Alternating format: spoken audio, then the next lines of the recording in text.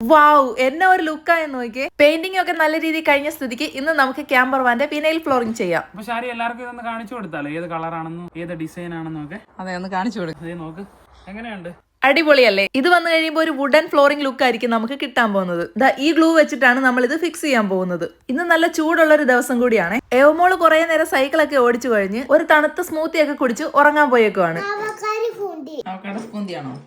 അപ്പൊ ആ സമയത്ത് നമുക്കിത് ഒട്ടിച്ചെടുക്കാം. അതിനു മുമ്പായി ട്രാൻസിഷൻ വീഡിയോയ്ക്ക് വേണ്ടി ഒരു ചെറിയ ക്ലിപ്പ് എടുത്തിട്ടുണ്ട്. പിന്നെ താഴെ വരുന്ന സപ്പോർട്ടിംഗ് പാനലുകളും മാർക്ക് ചെയ്തു. ഇനി ഇതാ നമ്മുടെ ഗ്ലൂ അങ്ങോട്ട് വാരി കോരി തേച്ചിട്ട് വിനയിൽ അങ്ങോട്ട് ഒട്ടിച്ചു കൊടുക്കുക. വിനയിലിന് അല്പം വലുപ്പം കൂടുതലായതുകൊണ്ട് ഫ്ലോറിന്റെ അതേ ഷേപ്പിൽ ഇതിനുള്ളിലിട്ട് കട്ട് ചെയ്തെടുക്കുന്നത് ഇത്തിരി ബുദ്ധിമുട്ടാണ്. അപ്പൊ ഗ്ലൂ ഒക്കെ തേച്ച് കുറേശ്ശെ ആയിട്ട് നമ്മൾ വിനയിൽ ഇങ്ങനെ ഒട്ടിച്ചു വരുവാണ്. കുറച്ച് ഒട്ടിച്ചു കഴിഞ്ഞപ്പോഴത്തേക്ക് ഏവക്കുട്ടൻ എഴുന്നേറ്റ് വന്നിട്ടുണ്ട്. അവളെ നമ്മൾ വിനയിൽ ഒട്ടിച്ച ഭാഗത്ത് ഇരുത്തിയിട്ട് ഇപ്പുറത്ത് ഗ്ലൂ തേച്ച് വീണ്ടും ഒട്ടിച്ചുകൊണ്ടിരിക്കുന്നു. വഴക്കൊന്നുമില്ലാതെ ഏവക്കുട്ടൻ അവിടെ അടങ്ങിയിരിപ്പുണ്ട്. ഇടയ്ക്ക് വന്ന് കെട്ടിപ്പിടിച്ച് ഉമ്മയൊക്കെ തരും.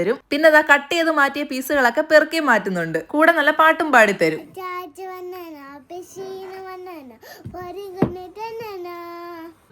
നല്ല പാട്ടല്ലേ? അങ്ങനെ ഒരുവിധം ഇരുന്നും കിടന്നും നിരങ്ങിയൊക്കെ ഒട്ടിച്ചൊട്ടിച്ച് നമ്മൾ ഈ എൻഡിലെത്തിയിട്ടുണ്ട്. ഡ്രസ്സൊക്കെ കണ്ടോ, നല്ല ഉടുപ്പായിരുന്നു. വെറുതെ ഇങ്ങനെ പെയിന്റ് അടിക്കാനിട്ടിട്ട് ഇതെല്ലാം കുളമായി പോയി. ഓ, ഉടുപ്പ് കണ്ടോ, എന്തുവാ ഇത്, കൊളു. അങ്ങനെ നല്ല രീതിയിൽ വിനയിലൊക്കെ ഒട്ടിച്ച് കോർണറുകളൊക്കെ ഷേപ്പ് ആക്കി സെറ്റ് ആക്കി എടുത്തപ്പോ ഇതുപോലെയുണ്ട്. സൂപ്പർ അല്ലേ?